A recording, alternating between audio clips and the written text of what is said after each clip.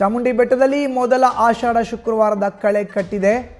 ಮೈಸೂರು ಚಾಮುಂಡಿ ಬೆಟ್ಟಕ್ಕೆ ಭಕ್ತ ಸಾಗರವೇ ಹರಿದು ಬರ್ತಾ ಇದೆ. ನಾಗಶೇಷ ಅಲಂಕಾರದಲ್ಲಿ ಕಂಗೊಳಿಸ್ತಾ ಇದ್ದಾಳೆ ನಾಡ ಅಧಿದೇವತೆ ಚಾಮುಂಡಿ ತಾಯಿ.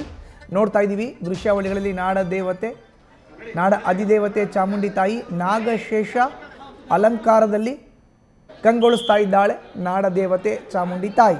ದರ್ಶನ ಪಡಿತಾ ಇದ್ದಾರೆ ಭಕ್ತಾದಿಗಳು. ಸರತಿ ಸಾಲಿನಲ್ಲಿ ನಿಂತು ತಾಯಿಯ ದರ್ಶನವನ್ನು ಪಡಿತಾ ಇದ್ದಾರೆ ಭಕ್ತರು. ಬೆಳಗ್ಗೆ 6 ಗಂಟೆಯಿಂದ ರಾತ್ರಿ 10 ಗಂಟೆಯ ತನಕ ವಿಶೇಷವಾದಂಥ ದರ್ಶನಕ್ಕೆ ಅವಕಾಶವನ್ನು ಮಾಡಿಕೊಡಲಾಗಿದೆ. ಭಕ್ತರಿಗಾಗಿ ಕುಂಕುಮ ಪ್ರಸಾದ, ಅನ್ನ ದಾಸೋಹದ ವ್ಯವಸ್ಥೆಯನ್ನು ಕೂಡ ಮಾಡಲಾಗಿದೆ. ಇನ್ನು ಆಷಾಢ ಶುಕ್ರವಾರ ಹರಿಕೆಯನ್ನು ತೀರಿಸಲಿಕ್ಕೆ ಮೆಟ್ಟಲನ್ನು ಹತ್ತಿ ಬರುವವರಿಗಾಗಿ ಹಾಲು ಮತ್ತು ಬಿಸ್ಕೆಟ್ ವಿತರಣೆಯನ್ನು ಮಾಡಲಾಗುತ್ತೆ. ಅಹಿತಕರ ಘಟನೆಗಳು ನಡೆಯದಂತೆ ಪೊಲೀಸರು ಕಟ್ಟೆಚ್ಚರವನ್ನು ವಹಿಸಿಕೊಂಡಿದ್ದಾರೆ. ಯಾವುದೇ ಅಹಿತಕರ ಘಟನೆ ಆಗಬಾರ್ದು ಅನ್ನೋ ನಿಟ್ಟಿನಲ್ಲಿ ಪೊಲೀಸರು ಕಟ್ಟೆಚ್ಚರವನ್ನು ವಹಿಸಿದ್ದಾರೆ. ಸರತಿ ಸಾಲಿನಲ್ಲಿ ನಿಂತು ಭಕ್ತಾದಿಗಳು ಬೆಳಗ್ಗೆಯಿಂದಲೇ ನಾಡದೇವತೆ ತಾಯಿ ಚಾಮುಂಡಿಯ ದರ್ಶನವನ್ನು ಪಡೆದುಕೊಳ್ತಾ ಇದ್ದಾರೆ. ನಾಗಶೇಷ ಅಲಂಕಾರದಲ್ಲಿ ಕಂಗೊಳಿಸ್ತಾ ಇದ್ದಾಳೆ ತಾಯಿ ಚಾಮುಂಡೇಶ್ವರಿ. ಹೆಚ್ಚಿನ ಮಾಹಿತಿ ನೀಡ್ತಾರೆ ನಮ್ಮ ಪ್ರತಿನಿಧಿ ರವಿ ಪಾಂಡವಪುರ. ಈಗ ಚಾಮುಂಡಿ ಬೆಟ್ಟದ ದೇವಾಲಯದಿಂದಲೇ ನೇರ ಸಂಪರ್ಕಕ್ಕೆ ಜಾಯ್ನ್ ಆಗಿದ್ದಾರೆ. ರವಿ, ನೋಡ್ತಾ ಇದ್ದೀವಿ ಈಗಾಗಲೇ ಭಕ್ತ ಸಾಗರವೇ ಹರಿದು ಬಂದಿದೆ. ಹೇಗಿದೆ ಆಷಾಢ ಮಾಸದ ಮೊದಲ ಶುಕ್ರವಾರದ ಸಂಭ್ರಮ ಚಾಮುಂಡಿ ಬೆಟ್ಟದಲ್ಲಿ? ವಿವರಣೆಯನ್ನು ನೀಡೋದಾದ್ರೆ. ಮಧುಸೂದನ, ಆಷಾಢ ಮಾಸದ ಮೊದಲ ಶುಕ್ರವಾರವಾದ ಇವತ್ತು ರಾಜ್ಯ ಹೊರ ರಾಜ್ಯ, ಜಿಲ್ಲೆ ಹೊರ ಜಿಲ್ಲೆ, ದೇಶ ವಿದೇಶಗಳಿಂದ ಸಾವಿರಾರು ಮಂದಿ ಪ್ರವಾಸಿಗರು ಹಾಗೂ ಭಕ್ತರು ಈಗಾಗಲೇ ಮೈಸೂರಿನ ಚಾಮುಂಡಿ ಬೆಟ್ಟಕ್ಕೆ ಆಗಮಿಸಿದ್ದಾರೆ. ಬೆಳಗಿನ ಜಾವ 5 ಗಂಟೆಯಿಂದಲೇ ಸರತಿ ಸಾಲಿನಲ್ಲಿ ನಿಂತು ನಾಡ ಅಧಿದೇವತೆಯನ್ನ ಕೊಂತುಂಬಿಕೊಳ್ತಿದ್ದಾರೆ. ಬೆಳಗಿನ ಜಾವ 3 ಗಂಟೆ 30 ನಿಮಿಷದ ಪ್ರಾತಃ ಕಾಲದಿಂದಲೂ ಕೂಡ ನಾಡ ಅಧಿದೇವತೆ ಚಾಮುಂಡಿ ತಾಯಿಗೆ ವಿಶೇಷ ಪೂಜೆಯನ್ನ ಸಲ್ಲಿಸಲಾಗಿದೆ. ಇವತ್ತು ನಾಗಲಕ್ಷ್ಮಿ ಅಥವಾ ನೀವು ದೃಶ್ಯದಲ್ಲಿ ಗಮನಿಸ್ತಿರ್ಬೋದು. ನಾನೀಗ ಮೈಸೂರಿನ ಚಾಮುಂಡಿ ಬೆಟ್ಟದ ಗೋಪುರದ ಮುಂಭಾಗದಲ್ಲಿ ಇದ್ದೀನಿ.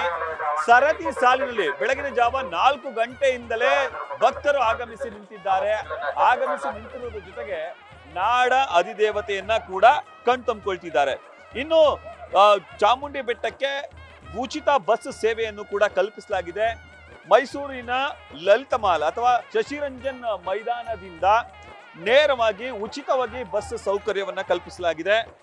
ಈ ನಡುವೆ ಒಟ್ಟು 1588 ಪೊಲೀಸರನ್ನು ನಿಯೋಜನೆ ಮಾಡಲಾಗಿದ್ದು, ಅದರಲ್ಲಿ ಒಬ್ಬರು DIG, 4 DCP, 12 ACP, 31 PI, 67 PSI, 115 ASIಗಳು, ಜೊತೆಗೆ 329 SCಗಳು, ಇನ್ನು 729 PC ಗಳ ಜೊತೆಗೆ 300 ಮಂದಿ ಹೋಮ್ ಗಾರ್ಡ್ಗಳು, ಒಟ್ಟು 1588 ಮಂದಿ ಕರ್ತವ್ಯವನ್ನು ನಿರ್ವಹಿಸುತ್ತಿದ್ದಾರೆ.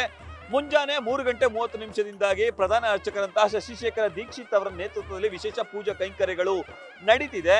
VVIPಗಳಿಗೆ ಮಹಿಷಾಸುರ ಪ್ರತಿಮೆಯ ಬಳಿ ಸ್ಟಾಪ್ ಅನ್ನ ಮಾಡ್ತಾರೆ. ಅಲ್ಲಿ ಎಲೆಕ್ಟ್ರಿಕ್ ವಾಹನದ ಮೂಲಕ ಅವರನ್ನ ಕರೆದುಕೊಂಡು ಬರಲಾಗುತ್ತೆ.